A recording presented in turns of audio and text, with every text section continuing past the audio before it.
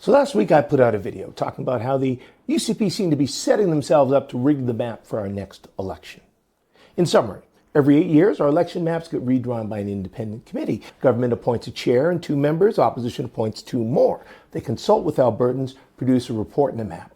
That report gets tabled in the legislature, adopted into legislation, boom, new elections map. Until now. In this case, 2 members of the commission, appointed by the UCP, want a very different map than the other 3, a map that would essentially hand the next election to the UCP.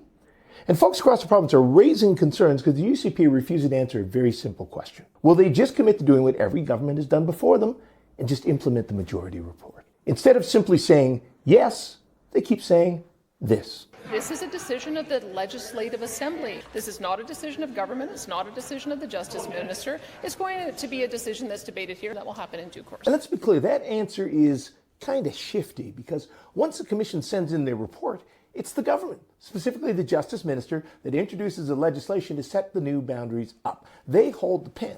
Now, in the past, governments have never abused that power. They've accepted and legislated the majority report, but the UCP are refusing to commit to doing that. In the face of this unprecedented minority map put forward by the UCP's appointees that the majority of the committee, including a judge appointed by the UCP, say is unfair, unconstitutional, and should be rejected, the UCP are keeping the door open, saying MLAs will decide on the whole report. And there's 3 big problems with that. 1, as I noted, UCP hold all the power. They get to write and introduce the bill that we're going to vote on.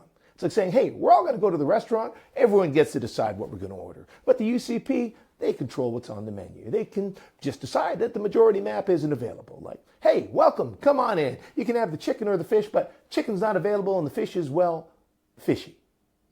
2, the UCP have a majority in the assembly, so they win every vote. So if they take this unprecedented step of refusing to implement the majority report, instead bring in both maps for debate, the deck is stacked.